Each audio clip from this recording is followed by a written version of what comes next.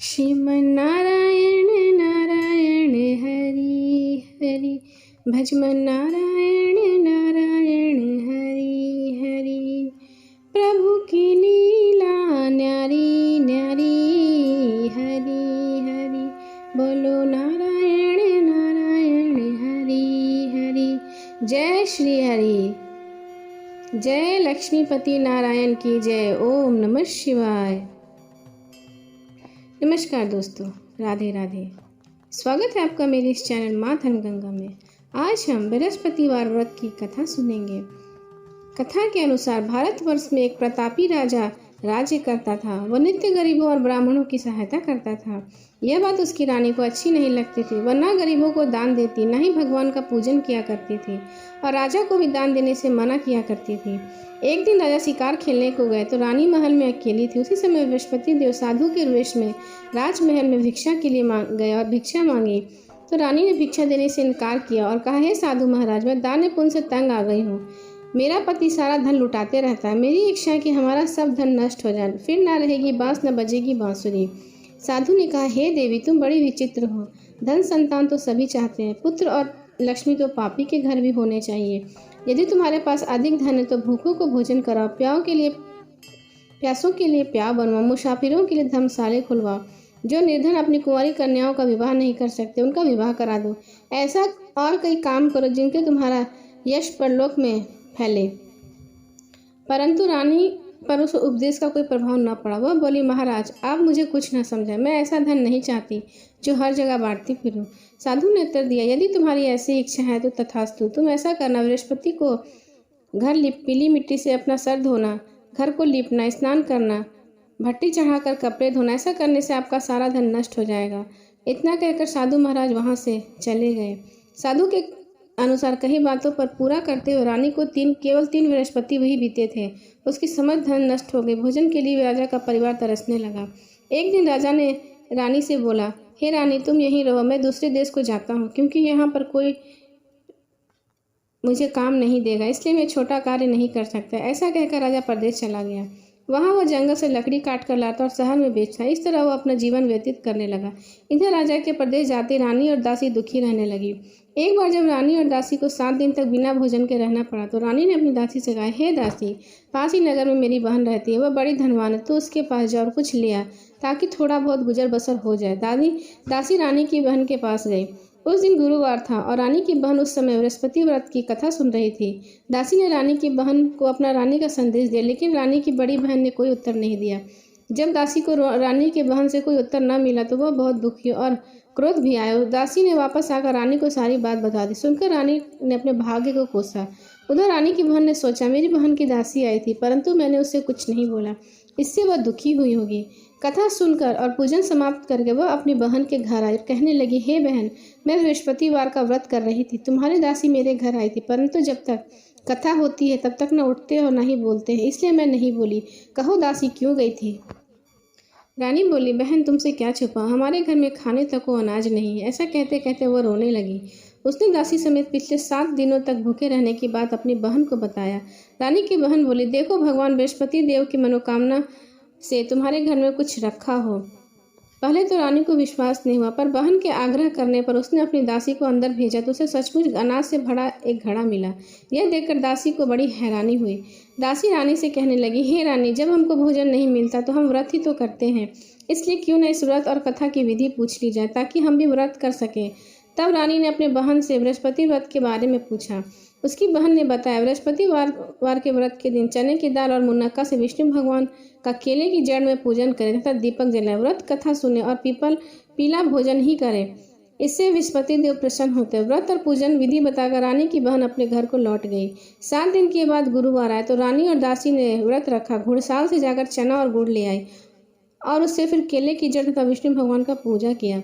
अब पीला भोजन कहाँ से आए, इस बात को लेकर दोनों बड़ी दुखी थे। चूंकि उन्होंने व्रत रखा था इसलिए बृहस्पति देव उनसे प्रसन्न थे, इसलिए वे एक साधारण व्यक्ति के रूप में 2 सुंदर थालों में पीला भोजन दासी को दे गए। भोजन पाकर दासी प्रसन्न हुई और फिर रानी के साथ मिलकर भोजन किया। उसके बाद वे सभी गुरुवार को व्रत और पूजन करने लगे। बृहस्पति भगवान की कृपा से उनके पास फिर से धन संपत्ति आ गई, परंतु रानी फिर से पहले की तरह आलस्य करने लगी।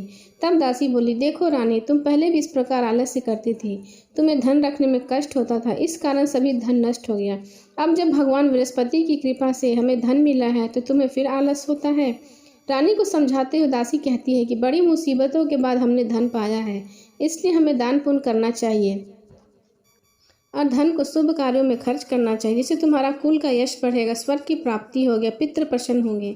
दासी की बात मानकर रानी अपना धन शुभ कार्यों में खर्च करने लगी, जिससे पूरे नगर में उसका यश फैलने लगा। बृहस्पति व्रत कथा के बाद श्रद्धा के साथ आरती किया करती थी और उसके बाद सबको प्रसाद बांटा करती थी। एक दिन राजा दुखी होकर जंगल में एक पेड़ के नीचे आसन जमाकर बैठा था। वह अपनी दशा को याद करके व्याकुल होने लगा। बृहस्पति का दिन था। एकाएक उसने देखा निर्जन वन में एक साधु प्रकट हुए। वह साधु वेश में बृहस्पति देव थे। लकड़हारे के सामने आकर बोले, हे लकड़हारे, इस सुनसान जंगल में तू किस चिंता में बैठा है? लकड़हारे ने दोनों हाथ जोड़कर प्रणाम किया और उत्तर दिया, महात्मा जी, आपसे सब कुछ जानते मैं क्या कहूँ। यह कहकर वह रोने लगा और साधु की अपनी आत्मकथा सुनाई। महात्मा जी कहने लगे, तुम्हारी स्त्री ने बृहस्पति के दिन बृहस्पति भगवान का निरादर किया, जिसके कारण वह रुष्ट हो गए। उन्होंने तुम्हारी यह दशा कर दी। अब तुम चिंता को न करो, मेरे कहने पर चलो, मैं तो तुम्हारे सब कष्ट दूर हो जाएंगे और भगवान पहले से भी अधिक संपत्ति तुम्हें देंगे। बृहस्पति के दिन कथा किया करो। 2 पैसे के चने मुनक्का लाकर उसका प्रसाद बनाओ और शुद्ध जल से लोटे में शक्कर मिलाकर अमृत तैयार करो। कथा के पश्चात अपने सारे परिवार और सुनने वालों को अमृत व प्रसाद बांटकर खुद भी ग्रहण करो। ऐसा करने से भगवान तुम्हारी सभी मनोकामनाएं पूरी करेंगे। साधु के ऐसे वचन सुनकर लकड़हारा बोला, हे प्रभु, मुझे लकड़ी बेचकर इतना पैसा नहीं मिलता जिससे भोजन के उपरांत कुछ बचा सकूं। मैं रात्रि में मैंने अपनी स्त्री को व्याकुल देखा। मेरे पास कुछ भी नहीं जिससे मैं उसकी खबर मंगा सकूं। साधु ने कहा, हे लकड़हारे, तुम किसी बात की चिंता मत करो। बृहस्पति के दिन तुम रोजाना की तरह लकड़ियां लेकर शहर को जाओ। तुमको रोज से दुगना धन प्राप्त होगा, जिससे तुम भली भांति भोजन कर लोगे तथा बृहस्पति देव की पूजा का सामान भी आ जाएगा। इतना कहकर साधु अंतर ध्यान हो गया। धीरे धीरे समय व्यतीत होने पर वही बृहस्पतिवार का दिन आया। लकड़हारा जंगल से लकड़ी काटकर किसी शहर में बेचने गया। उसे उस दिन से अधिक पैसे मिले। राजा ने गुड़ चना लाकर गुरुवार का व्रत किया। उस दिन से उसके सभी शरीर क्लेश दूर हो गए। परंतु जब दोबारा गुरुवार आया तो वह बृहस्पतिवार का व्रत करना भूल गए। इस कारण बृहस्पति भगवान नाराज हो गए। उस दिन राजा ने विशाल योग का आयोजन किया तथा शहर में यह घोषणा करा दी, कोई भी मनुष्य अपने घर भोजन न बनावे, न आग जलावे। समस्त जनता मेरे घर भोजन करने आए। इस आज्ञा को जो न मानेगा उसे फांसी की सजा दी जाएगी। इस तरह की घोषणा संपूर्ण नगर में करवा दी गई। राजा की आज्ञा अनुसार शहर के सभी लोग भोजन करने गए, लेकिन लकड़हारा कुछ देरी से पहुंचा, इसलिए राजा उसको अपने साथ घर लिवा गया और ले जाकर भोजन करा रहे तो रानी की दृष्टि उस खूंटी पर पड़ी जिस पर उसका हाथ लटका हुआ था। वह वहां ना दिखाई दिया। रानी ने निश्चय किया कि मेरा हार इस मनुष्य ने चुरा लिया। उसी समय सिपाहियों को बुलाकर उसको कारागार में डलवा दिया। जब लकड़हारा कारागार में पड़ गया तो बहुत दुखी होकर विचार करने लगा, ना जाने कौन से पूर्व जन्म के कर्म से मुझे यह दुख प्राप्त हुआ है, और उसी साधु को याद करने लगा जो जंगल में मिला था। उसी समय तत्काल बृहस्पति साधु के रूप में प्रकट हुए। उसकी दशा देखकर कहे, अरे मूर्ख, तूने बृहस्पति देव की कथा नहीं करी, इस कारण तुझे दुख प्राप्त हुआ है। अब चिंता मत कर। बृहस्पतिवार के दिन कारागार में दरवाजे पर 4 पैसे पड़े मिलेंगे। उनसे तो बृहस्पति देव की पूजा करना, तो तेरे सभी कष्ट दूर हो जाएंगे। बृहस्पतिवार के दिन उसे 4 पैसे मिले। लकड़हारे ने कथा कही। उसी रात्रि को बृहस्पति देव ने उस नगर के राजा को स्वप्न में कहा, हे राजा, तुमने जिस आदमी को कारागार में बंद किया वे निर्दोष है, वह राजा है, उसे छोड़ देना। रानी का हार उसी खूंटी पर टंगा है। अगर तू ऐसा नहीं करेगा तो मैं तेरे राज्य को नष्ट कर दूंगा। इस तरह रात्रि में स्वप्न को देखकर राजा प्रातःकाल उठा और खूंटी पर हार देखकर लकड़हारे को बुलाकर क्षमा मांगी था। लकड़हारे को योग्य वस्त्र आभूषण देकर विदा किया। बृहस्पति देव के आज्ञा अनुसार लकड़हारा अपने नगर को चल दिया। राजा जब अपने नगर के निकट पहुंचा तो बड़ा आश्चर्य हुआ। नगर में पहले से अधिक बाग, तालाब, कुएं तथा बहुत सी धर्मशालाएं, मंदिर आदि बन गए थे। राजा ने पूछा, यह किसका बाग और धर्मशाला है? तब नगर के सब लोग कहने लगे, यह रानी और बांदी के हैं। तो राजा को बड़ा आश्चर्य हुआ और गुस्सा भी आया। जब रानी ने यह खबर सुनी कि राजा आ रहे हैं तो उन्होंने दासी से कहा, हे दासी, देख राजा हमको कितनी बुरी हालत में छोड़ गए थे। हमारी ऐसी हालत देखकर वह लौट न जाए, इसलिए तू दरवाजे पर खड़ी हो जा। आज्ञा अनुसार दासी दरवाजे पर खड़ी होगी। राजा आए तो उन्हें अपने साथ लिवा लाए। तब राजा ने क्रोध करके अपनी रानी से पूछा, यह धन तुम्हें कैसे प्राप्त हुआ? तब उन्होंने कहा कि यह सब हमें धन बृहस्पति देव के इस व्रत के प्रभाव से प्राप्त हुआ है।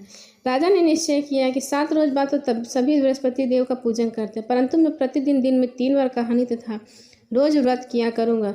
अब हर समय राजा के दुपट्टे में चने की दाल बंधी रहती तथा दिन में 3 बार वो कहानी कहता। एक रोज राजा ने विचार किया, चलो अपनी बहन के यहाँ हो आवे। इस तरह निश्चय कर राजा घोड़े पर सवार हो अपनी बहन के यहाँ चलने लगा। मार्ग में उसने देखा कुछ आदमी एक मुर्दे को लिए जा रहे हैं। उन्हें रोककर राजा कहने लगा, अरे भाइयों, मेरी बृहस्पति देव की कथा सुन लो। वो बोले, लो, हमारा तो आदमी मर गया, इसको अपनी कथा की पड़ी है। परंतु कुछ आदमी बोले, अच्छा कहो, हम तुम्हारी कथा सुनेंगे। राजा ने दाल निकाली और जब कथा आदि हुई तो मुर्दा हिलने लगा, और जब कथा पूरी हुई तो वह राम राम कर कर मनुष्य खड़ा हो गया। अगर आगे मार्ग में उसे एक किसान खेत में हल चलाता मिला। राजा ने उसे देखा और उससे बोला, अरे भाई, तुम मेरी बृहस्पतिवार की कथा सुन लो। किसान बोला, जब तक मैं तेरी कथा सुनूंगा तब तक 4 हरिया जोत लूंगा। जा अपनी कथा किसी और को सुनाना। इस तरह राजा आगे चलने लगा। राजा के हटते बैल पछाड़ खाकर गिर गया तथा किसान के पेट में दर्द होने लगा। उसी समय उसकी माँ रोटी लेकर आई। जब उसने अपने पुत्र का यह हाल देखा और बेटे ने सभी हाल कहा तो बुढ़िया दौड़ी दौड़ी घुड़सवार के पास गई और बोली, तुम मेरी कथा तेरी सुनूंगी तथा मेरे खेत पे चलकर कहना। राजा ने बुढ़िया के खेत पर जाकर कथा कही, जिससे सुनते ही वह बैल खड़ा हो गया तथा किसान के पेट का दर्द बंद हो गया। राजा अपनी बहन के घर पहुंचा। बहन ने अपने भाई की खूब मेहमानी की। दूसरे रोज प्रातःकाल राजा जगा तो वह देखने लगा कि सब लोग भोजन कर रहे हैं। राजा ने अपनी बहन से कहा, ऐसा कोई मनुष्य नहीं जिसने भोजन न किया हो, मेरे बृहस्पतिवार की कथा सुन ले। बहन बोली, भैया, यह देश ऐसे, पहले यहाँ लोग भोजन करते, बाद में अन्य काम करते हैं। अगर पड़ोस में कोई हो तो देखा हो। वह ऐसा कहकर देखने चली गई, परंतु उसे कोई न मिला जिसने भोजन न किया हो। अंत वह कुम्हार के घर गई, जिसका लड़का बीमार था। उसे मालूम हुआ कि उनके यहाँ 3 रोज से किसी ने भोजन नहीं किया है। रानी ने अपने भाई की कथा सुनने के लिए कुम्हार से कहा तो वह तैयार हो गया। राजा ने जाकर बृहस्पतिवार की कथा कही, जिसको सुनकर उसका लड़का ठीक हो गया। अब तो राजा की प्रशंसा होने लगी। एक रोज राजा ने अपनी बहन से कहा, हे बहन, अब मैं अपने घर को जाऊंगा, तुम भी तैयार हो जाओ। राजा की बहन ने अपनी सास से कहा। सास ने कहा, हाँ, चली जा, परंतु अपने बच्चों को मत ले जाना, क्योंकि तेरे भैया को कोई संतान नहीं है। तब राजा की बहन ने राजा से कहा, हे भैया, मैं तो चलूंगी, बल्कि कोई बालक नहीं जाएगा। तब राजा ने कहा, जब कोई बालक ही नहीं जाएगा तो तू जाके क्या करेगी। फिर राजा अपने महल को आया, बिना कुछ कहे, बिना कुछ खाए पिए सो गया। प्रातःकाल उठकर उस राजा ने अपनी रानी से कहा, हे रानी, हम निर्वंशी राजा, हमारा मुख किसी को देखने का नहीं है, हमें कोई संतान नहीं है। तब रानी ने कहा, हे राजा, हमें बृहस्पति भगवान ने सब कुछ दिया, हमें संतान भी अवश्य देंगे। तब राजा ने कहा, मेरी बहन आवे तो उसे कुछ न कहना। 9 महीने बाद रानी को एक बहुत ही सुंदर पुत्र पैदा हुआ। तब राजा ने कहा, मेरी बहन आवे तो उसे कुछ न कहना। बहन ने जब खबर सुनी कि राजा को पुत्र हुआ है तो वो संदेश लेकर अपने भाई के घर आई। तो रानी ने कहा, घोड़ा चढ़कर नहीं आए, गधा चढ़कर आई। तो राजा की बहन ने कहा, भाभी, बृहस्पति देव ऐसे ही हैं, जिसके मन में जो मनोकामनाएं होती वैसे वो पूर्ण करते हैं। मैं ऐसा ना कहती तो तुम्हें बृहस्पति देव पुत्र कैसे देते। बृहस्पति भगवान सबके कष्ट को दूर करते हैं और सबकी मनोकामनाएं पूर्ण करते हैं। बोलो विष्णु भगवान की जय।